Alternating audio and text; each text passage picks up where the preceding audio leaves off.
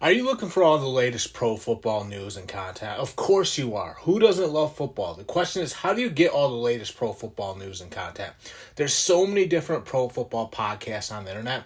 Which one do you choose? Which one is the right fit for you? Well, you go with the Cross the Middle Show, one of the fastest growing football podcasts out right now. Over the past year, we've climbed the Spotify rankings to become a show you have to listen to if you're a football fan. Find out if the Ravens will go all the way with Odell Beckham Jr., find out if the Eagles did enough to make it back to the Super Bowl. You'll get all of our best stories for just $1 per month. All you have to do is sign up by clicking the link in the episode description box. It's John Kuzma. Welcome back to another episode of the Cross the Middle Show, where we discuss all the latest pro football news in action. We're gonna talk a little bit about Jonathan Taylor today.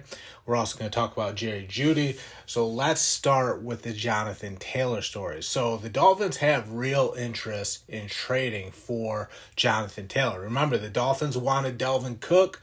They didn't land Dalvin Cook. Dalvin Cook went to the Jets. So the Dolphins are still in the market for a big-time running back, and they're hoping maybe Jonathan Taylor can be the answer to their problem, I guess you could say.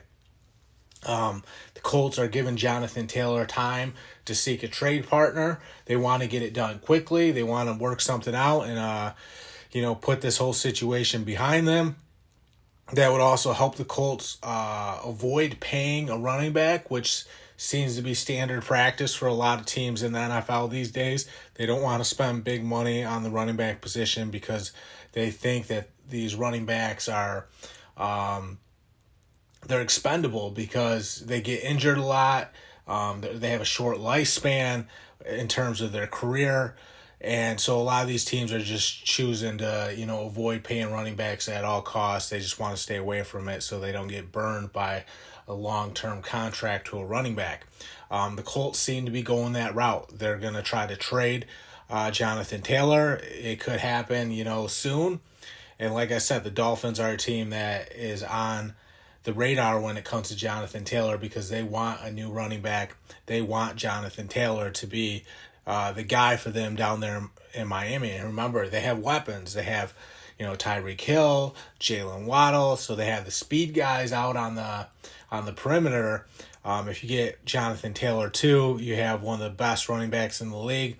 So just the collection of talent that they would have down there in Miami would be very impressive. So you can see why the Dolphins are excited about going after Jonathan Taylor because they're trying to put a fast team on the field that can really get after it. If you have Tyreek Hill and Jalen Waddle, obviously things are going to open up on the ground because these defenses have to play a step or two deeper than they normally would just because with how fast Tyreek Hill and Jalen Waddle are. Those guys are stride for stride just going to beat you because they're naturally so gifted. Two of the fastest players in the NFL, they have a knack for getting behind the defense. So what that does is it makes defenses respect them. So they start, playing a little bit deeper, a step or two deeper, just to try to, offset, Hill or Waddle speed a little bit, just so you can try to keep them in front of you as a defensive back. Well, what happens is running lanes start to open up, as the defense starts to back up, the back seven, the safeties, the corners, the linebackers take a step or two deeper because even the stuff over the middle is a little bit deeper with how fast Tyreek Hill and Jalen Waddle are. Well, now there's more running lanes on the ground, and the Dolphins know that. That's why they're so eager to go out and get a running back. That's why they wanted Dalvin Cook. That's why they want Jonathan Taylor, because they want someone that can take advantage of those opportunities. There's more daylight there on the ground for this Dolphins offense, and when you have a running back like Jonathan Taylor that can, take off and get off to the races, it's going to really help the Dolphins keep up in this division. The Jets got a lot better. The Bills are still the cream of the crop in this division until we see otherwise. The Dolphins know that they have to do something to stay in the hunt because if they just stay complacent, then the Jets are going to surpass them. The Patriots have made some moves this offseason. I don't know if it'll be enough to help them get past the Dolphins, but you never know. They were going after some talent, Juju Smith-Schuster. They get Mike Gesicki from the Dolphins, who used to be their tight end. So the last thing you want to do is sit still when every other team in the division is, trying to get better. The only team that really didn't get better was the Bills. They lost Tremaine Edmonds. So, when you're the Dolphins and you're the team that wants to win the AFC East and you see the Jets getting a lot better, you see the Patriots getting a little bit better, it's such a competitive division that you don't want to stay put. You want to keep adding talent to your team too. That's why they've been in the market for such a big time running back. No Dalvin Cook. They couldn't get him to come back home to Miami. Jonathan Taylor's the next guy on their list.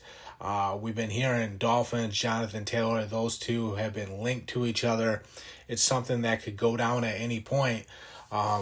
It's just whether or not, the Dolphins are going to make that trade and, maybe spend a first-round pick to get Jonathan Taylor, or, are they going to present the best offer? I think that's the biggest thing. And not only that, it has to be an offer that's compelling enough to the Colts to trade Jonathan Taylor, because if it's just a third-round pick, I don't know if the Colts, I know the Colts want to move off Jonathan Taylor, but I don't know if a third-round pick is enough.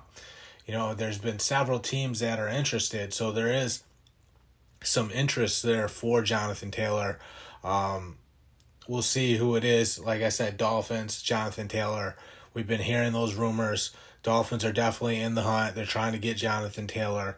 Will the deal go through? It's something to keep an eye on. Like I said, it might take a first-round pick. It might take a second and a fourth-round pick. We don't know exactly what the deal will be, but the Dolphins are going to have to put up or shut up and get a player that, can really help them win this season, because they start to take a step back this year, then a little bit of momentum's lost. And if momentum's lost, people are going to stop believing in the Dolphins as a team that, is a real contender. People want to play there now because they feel like that team is a contender. If the Jets surpass them or the Patriots surpass them and the Dolphins aren't, getting better and getting closer to being a team that can win a Super Bowl, then, like I said, some momentum's lost. The interest to play there as far as free agents won't be as high, and that could spell doom for the Dolphins. So that's why they want to be aggressive and go get Jonathan Taylor. The next story we have is the Jerry Jeudy story. So Jerry Jeudy was carted off the field today. He has what appears to be a hamstring injury. And, obviously this is going to be a tough blow for the Broncos if Jerry Jeudy has to miss an extended period of time, which, you get carted off the field. I mean, it doesn't look like it's a break. It looks like it's more of a muscle tear, which might actually be a good thing because he might not be lost for the whole entire year. But at the same time, if Jerry Jeudy has to miss the first couple of months, and the Dolphins the Broncos fall behind in the AFC West, and you got the Chiefs and the Chargers, who are already so good in that division. The Raiders look like they're getting a little bit better. I mean, if the Broncos fall behind in that division and, it starts to get away from them because Jerry Jeudy can't play, it's going to be tough to make up ground with the Chiefs and the Chargers in that same division. You got the Chiefs, who are the Super Bowl champions. You got the Chargers, who are looking a lot better with, Justin Herbert. They got Quentin Johnston this offseason. Keenan Allen's back. Still got Mike Williams. I mean, the Chargers are looking really good. Still got, Joey Bosa, Khalil Mack on defense. If Jerry Jeudy isn't there and the Broncos get into a little bit of a hole, even if Jerry Jeudy comes back, how do you dig yourself out of that hole in this division? The AFC West is stacked. You need everything to go right just to be able to compete in that division when you have the Chiefs and the Chargers getting better. I mean, the Chiefs are the Super Bowl champions. The Chargers are getting better. That's the reality of the situation. Now, the Chiefs lost a pair of offensive tackles. That's going to hurt them a little bit. We'll see if their offensive line can hold up. Remember when they were struggling a little bit in the past, it was because their offensive line wasn't good enough. They could find themselves in a similar situation again if their offensive line takes a big hit after, losing 2 of their offensive tackles. So, yeah, I mean, it's still a really tough division. It's still tough for the Broncos. I think Sean Payton is kind of realizing, like, man, I picked a really tough division to go in. Yeah, living in Denver is probably nice. Yeah, getting to coach the Broncos is probably nice. But when you really step back and, look at this situation, Chiefs, Chargers, Raiders getting better too. I mean, it's not an easy division at all. It's not. And they were already the worst team in the division. It already looked like the trade for Russell Wilson wasn't going in the Broncos' favor. And now they lose Jerry Jeudy too. I mean, how do you overcome that if you're the Broncos? Didn't they lose Tim Patrick too? I mean, at the wide receiver position, it just doesn't feel like there's enough there for the Broncos. It doesn't. And it feels like that team is already behind. And Sean Payton's kind of like throwing the old coach under the bus, Nathaniel Hackett, saying it was the worst coaching job ever. He's just trying to change the culture and, be a drastic change from what they were. So he's hoping that it ends up being better. But at some point, you got to play the Chiefs. At some point, you have to play the Chargers. You got to play a Raiders team that's getting better. And you can be one of the best coaches in the league, which Sean Payton is.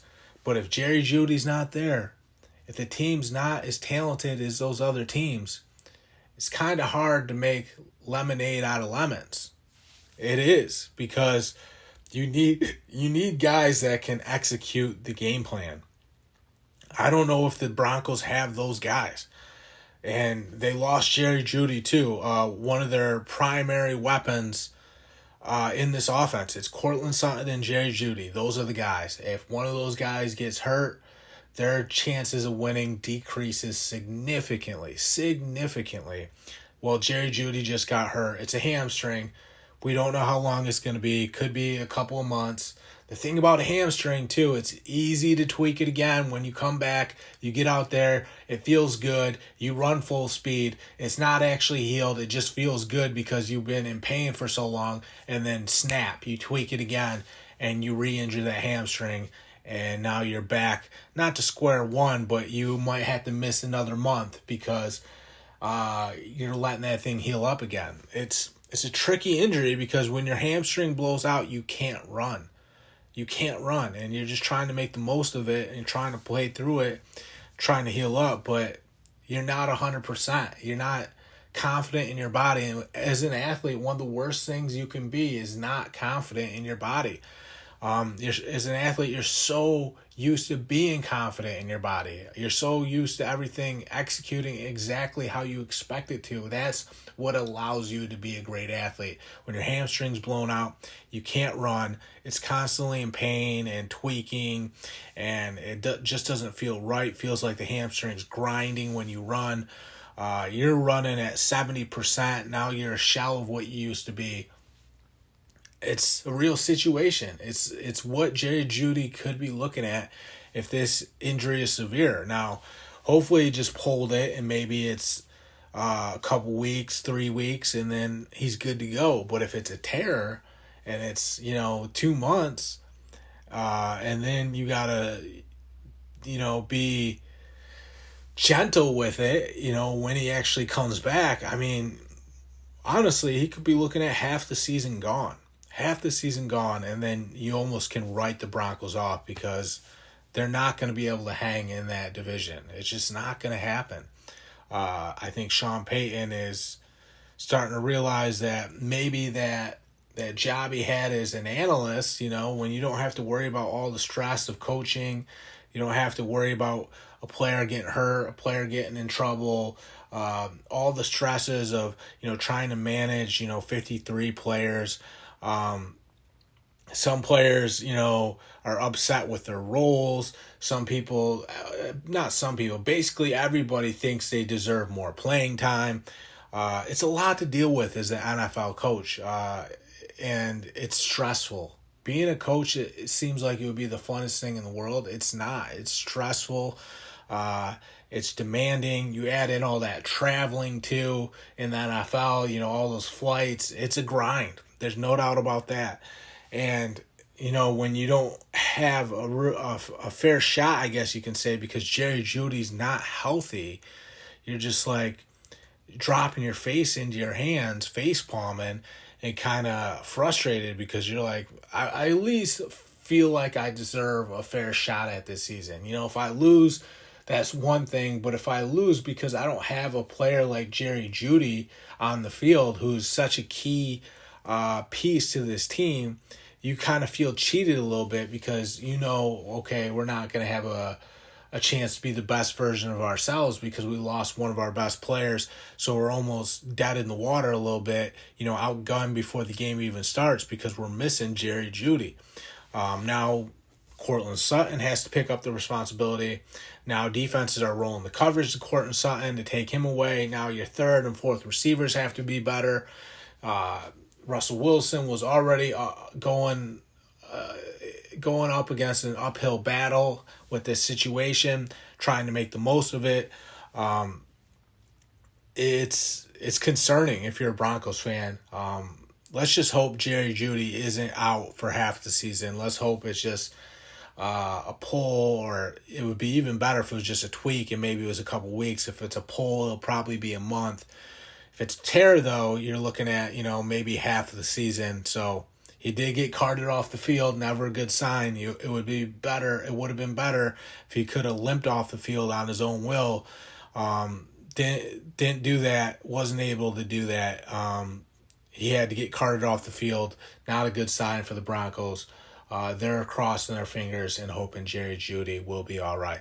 That's all I got for this latest episode of the Cross the Middle Show. Do me a favor, sign up by clicking the link in the episode description box. Sign up for only $1 per month to be a member of our show. That's all I got today for you guys, though. Have a great day. I'm John Kuzma. I'm signing off.